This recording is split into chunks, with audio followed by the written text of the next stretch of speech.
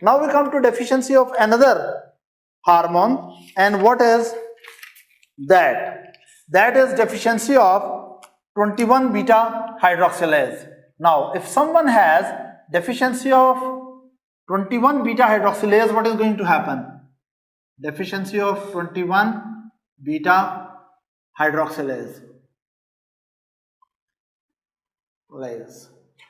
Here I want to tell you something. Listen carefully. The patient who have 21 beta hydroxylase or 11 beta hydroxylase, these patients of course will have low level of glucocorticoids. Again, what I'm saying, that patient which has 17 alpha hydroxylase or what is this? 21 beta hydroxylase or 11 beta hydroxylase, in all these cases glucocorticoid levels are less. Now, when glucocorticoid levels are less, I explained it, ACTH levels will go up. Is that right? So, and that will lead to adrenal hyperplasia. So, those patients who have 21 hydroxylase deficiency or the patient who have 11 beta hydroxylase deficiency, they also develop hyperplasia of adrenal cortex. You are looking lost. Where you lose me? No, I'm okay. It's just all new material. It's too much material? No, it's fine. Okay. Again, now I will ask you a question and you will answer. If 21 hydroxylase is deficient in one person and 11 hydroxylase is deficient in other person, can these people develop glucocorticoids? No. If they cannot maintain good level of glucocorticoids in their blood, can they suppress the production of ACTH from the anterior pituitary? So their body will have normal ACTH level or higher ACTH level. Higher. When ACTH level will be higher, it will overstimulate the adrenal cortex, and adrenal cortex will undergo hyperplasia. And when adrenal cortex will undergo hyperplasia, these conditions are also called congenital adrenal hyperplasia. What we call it? Let me put it here. The condition is called congenital adrenal hyperplasia. Now we are going to talk about two important causes of we are going to talk about two important causes of congenital adrenal hyperplasia, right? One cause of congenital adrenal hyperplasia is, what is this? 21 hydroxylase deficiency. 21 hydroxylase deficiency. Is that right? And other cause is, what is this? 11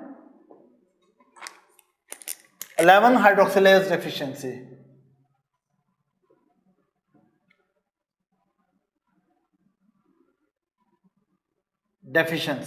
Now, common thing in both of these things is that you have 21 hydroxylase deficiency or you have 11 hydroxylase deficiency. In both cases, glucocorticoids are less and ACTH is high, and adrenal gland will undergo, adrenal cortex will undergo hyperplasia. And because this is an inherited disorder, it is present from the birth, so we call it congenital adrenal hyperplasia. So it may be due to either 21 hydroxylase deficiency or 11 hydroxylase deficiency. Any problem in understanding this? There is no. But another thing, any one of these is deficient. Any one of these two enzymes is deficient, what will happen to sex hormones? I would assume that they would either stay the same or go up. They will go up. The reason being, again, as I told you, that either this is deficient or that is deficient. Cortisol is less, ACTH is high. ACTH will lead to proliferation of the cells of adrenal cortex, plus ACTH will stimulate desmolase. So no more than normal precursors are coming up to progesterone. When this progesterone cannot go along any one of these two pathways, most of it will be diverted there. So there will be excess of sex hormones. What will happen? That there will be excess of sex hormone. So in both cases, the common thing is, yes, low glucocorticoids. In both cases, that will lead to low glucocorticoid will lead to increase ACTH, right? And excessive ACTH will lead to adrenal gland, yes, hyperplasia, plus it will lead to, yes, overstimulation of desmolase activity, and that will lead to what? Yes, increased sex hormones. Increased sex hormones as pathway along glucocorticoid and mineralocorticoid is defected. Am I clear? Now, when sex hormones are excessive, what will happen to males and females? Males will develop precocious puberty, right? Maybe you find a 6-year-old boy who is rapidly developing secondary sexual characteristics and developing too much sexual interest in females around. You are understanding? So what happens? One of the problem is that these children, in the boys, they develop due to excessive sex hormones. Boys develop precocious puberty, right? And what will happen to females? In 21 hydroxylase deficiency. So remember, 21 hydroxylase deficiency is far more common than 11 hydroxylase deficiency. In cases of congenital adrenal hyperplasia, 90% cases belong to 21 hydroxylase deficiency. But the common things in both of them is they both have corticoid less, ACTH high, adrenal gland hyperplasia, desmolase more activity, and because desmolase cannot go into this pathway, desmolase produce pregnenolone and eventually progesterone, all is diverted along the sex hormone pathway. Excessive sex hormone pathway, in the boys it will produce precocious puberty. And what will happen to the girls? Yes. What will happen to the girls? They will have more androgens from adrenal gland. You know, adrenal gland activity, adrenal androgens will be excessively present in the girls, and they will develop masculinization, right? Their clitoris will become long. Is that right? And their genitalia may be ambiguous, right?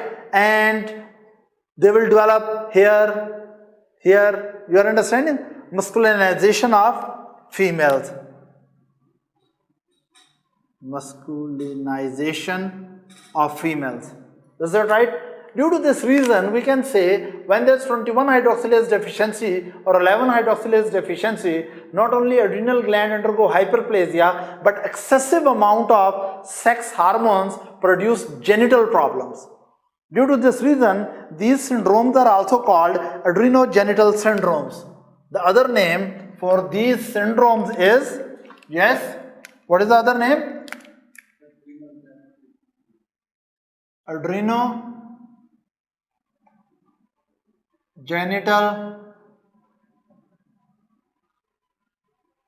syndromes. Congenital adrenal hyperplasia, when they are due to deficiency of 21 hydroxylase or 11 hydroxylase, there is excessive sex hormones and produce genital problems. We can also call it adrenogenital syndrome. Any question up to this? There is no question. Secondly, this was about sex hormones, and now let's follow 21 hydroxylase forward. If the block is here, if this is not working, right? Of course, you know that when glucocorticoid is less, that will produce hypoglycemia. But if it is not there, do you think there will be mineralocorticoid activity if this is blocked? So there will be severe deficiency of mineralocorticoid activity. And when there is severe deficiency of mineralocorticoid activity, decreased mineralocorticoid activity, that will lead to what? Yes, if there are no mineralocorticoids, that will lead to waste of salt and water. So there will be low sodium, yes, plus in the body there will be low water, and that will lead to less extracellular fluid, and that will lead to low blood pressure. So these babies will develop low blood pressure. It's very important to understand that when there's 21 hydroxylase deficiency, there is severe deficiency of mineralocorticoid, and deficiency of mineralocorticoid lead to the loss of salt and water in urine and produces severe hypovolemia. Sometimes newborn baby may undergo hypovolemic shock. Sometimes due to this reason, newborn baby may undergo hypovolemic shock. Of course, when mineralocorticoid activity is less, sodium and salt and water is wasted. Is that right?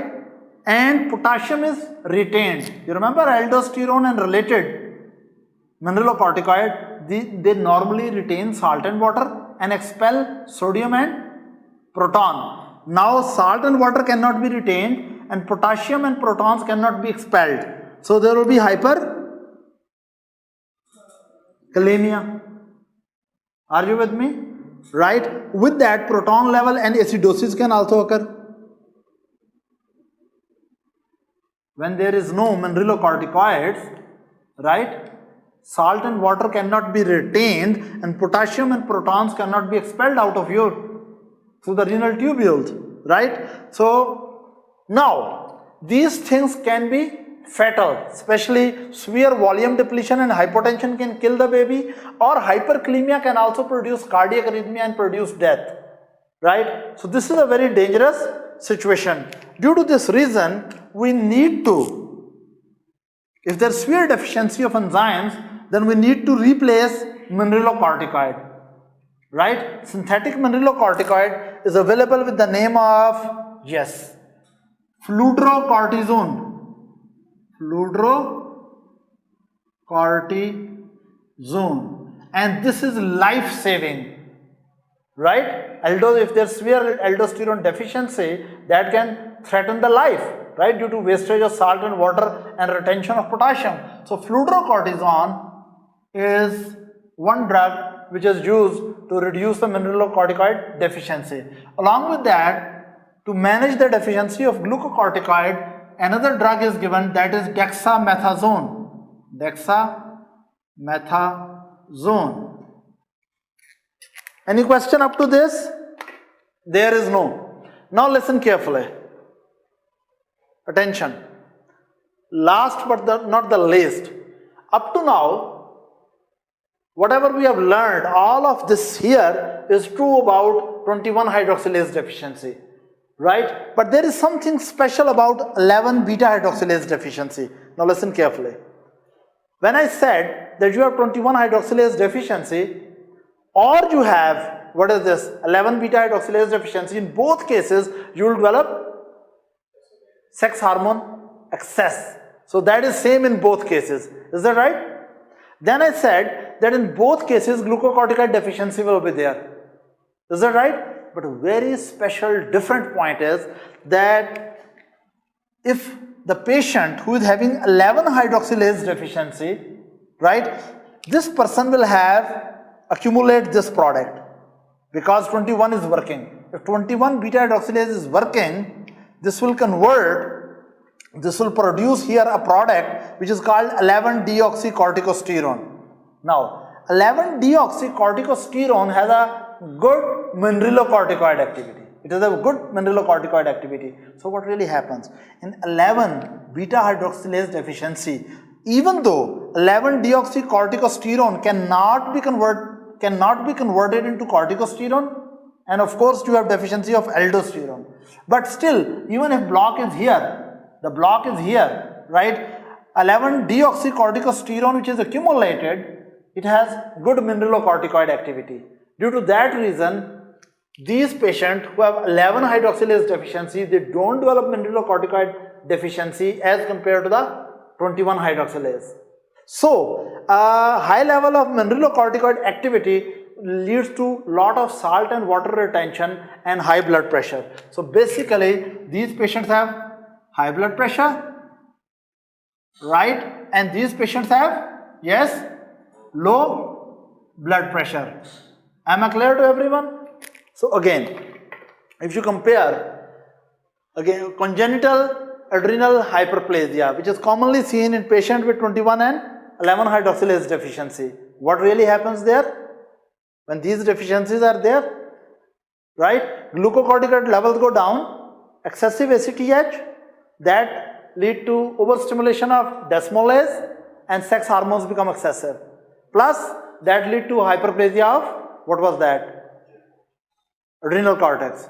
Excess hormones will produce precocious puberty in the boys and produce masculinization in the female newborn babies, right?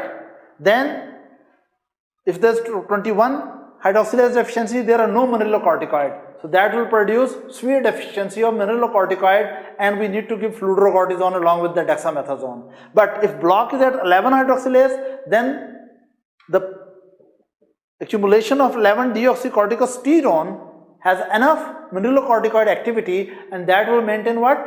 Blood pressure of the person, even may produce hypertension. Any question here?